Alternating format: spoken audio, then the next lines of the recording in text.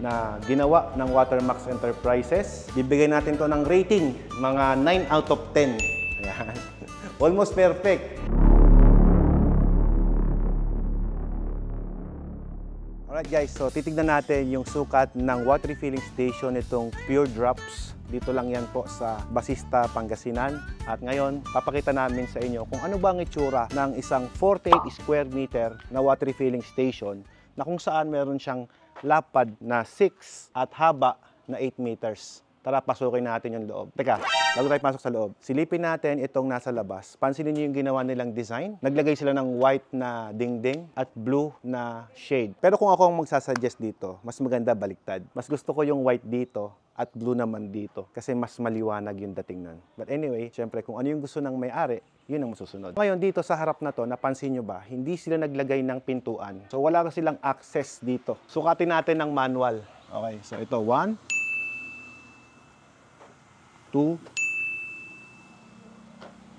3,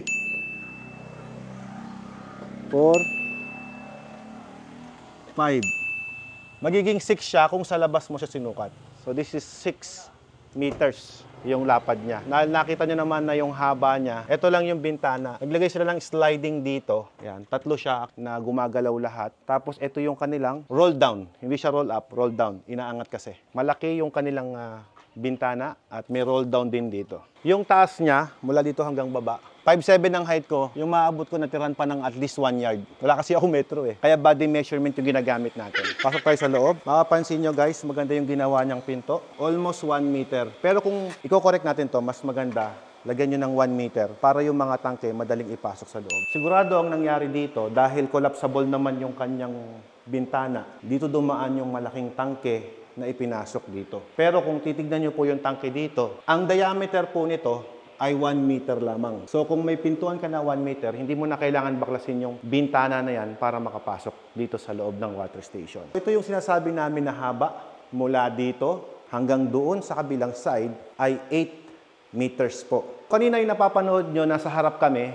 So ito naman yung 6 meters na haba. Tignan nyo guys kung gaano kaganda at kaluwag gumalaw sa isang water refilling station na mayroong maluwag na area. At dito naman sa kabilang side na to, mapapansin ninyo, 6 din yung lapad. So ito yung 6 meters, 6 meters, 8 meters dito at 8 meters din dito. Ang nilagay nila sa kanilang kalahati ng building nila, sa totoo lang kalahati lang nito ng 48 square meter, isang water station na. Imagine nyo guys, kung di-divide din natin yung buong building na to, papunta doon, isang negosyo na ulit to eh. At ito naman, isang water refilling station, business na yung lugar na to. Pero kung mapapansin nyo, ang ginawa ng may-ari dito, kung bakit may maluwag na space dito, ay hindi para lagyan ng iba pang negosyo. Ginawa nila ito para yung mga ito ay ma-secured nila yung kanilang malinis na produkto na i-deliver sa kanilang mga customer. Ito yung kabuuan ng building ng water refilling station na ginawa ng Watermax dito sa Basista, Pangasinan, na kilala sa tawag ngayon na Pure Drops Water Refilling Station. Dito naman sa kabilang side, naglagay sila dito ng kanilang display, kanilang business permit para at least kapag may inspection, kumpleto yung kanilang mga requirements, pati na rin sa mga sanitary at mayor's permit. Even yung kanilang mga water analysis ay nakakabit na rin dyan. Ngayon, napansin natin, maluwag yung lugar. Itong machine, maliit lang din naman ang kinain na space. Maganda po yung naging itsura ng water station. Pagkatapos dito naman guys, sa lababo naman natin, mapapansin ninyo, medyo mataas nga lang siya. Ang nire-recommend ko kasing sukat, at least 80 cm.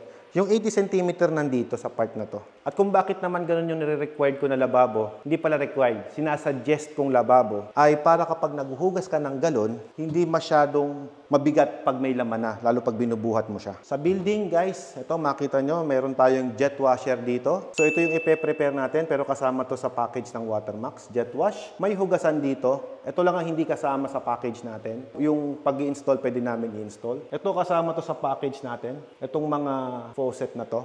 included po yan. Tapos yung mga fittings sa ilalim na kinabit, yung mga fittings na yan ay hindi pa included sa package natin kasi sa Watermax lahat ng gagastusin mo sa building mo, hindi included yon. Ang sinasama lang namin sa package inclusion namin ay yung machine na ito. Ito naman yung package 9 natin. Ayan, may tubig na kaya umandar. Nagpo-fully automatic kasi yung system. So ito yung makina natin na fully automatic yung system na kung saan ganito rin katahimik pag umaandar siya. Kapag ka ang mga tangke natin, kagaya niyan, pag napupuno, automatic din siyang nagsha-shutdown. This is, ayan, nag-shutdown na. So this is the top of the line ng Watermax. Ngayon, kung mapapansin nyo, itong sukat nito, kinain na niya yung parang 2x2 meters ng building area. Ang kagandahan nito guys, kapag ganito kaluwag, may i-repair ka sa likod, makakapasok ka agad dito. Ano bang kagandahan pag nakakapasok ka sa likod ng inyong water refilling station? Pag may trouble, madali mong ayusin at madali mong punasan yung mga tangke. Yun ang purpose nun. May recommendation lang ako. Dapat itong main switch na to, mas maganda, ilagay nyo dun sa mas accessible na lugar. Sa bagay, dito naman sa kabilang side, may access pa rin sila dito.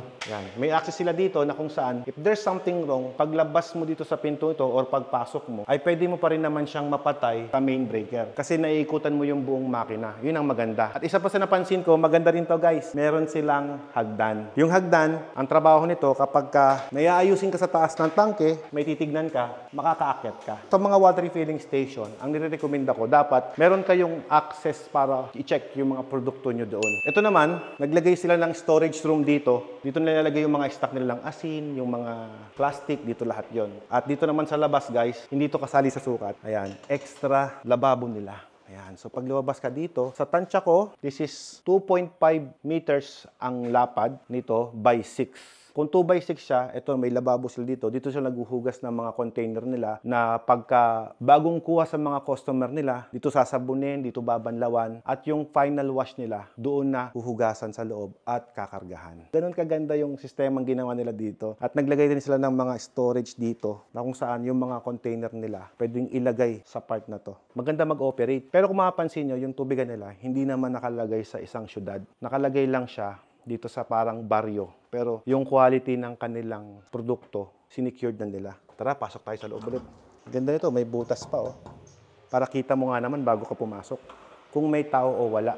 Yan. Isa lang sa napansin ko dito guys, siyempre pag malaking building, malaki rin ang aircon na dapat mong ilagay. Dapat around 2 horsepower. So yun yung mga kailangan natin ilagay. Pero all in all, masasabi ko na yung water station na binisita natin dito, na ginawa ng Watermax Enterprises, bibigay natin to ng rating, mga 9 out of 10.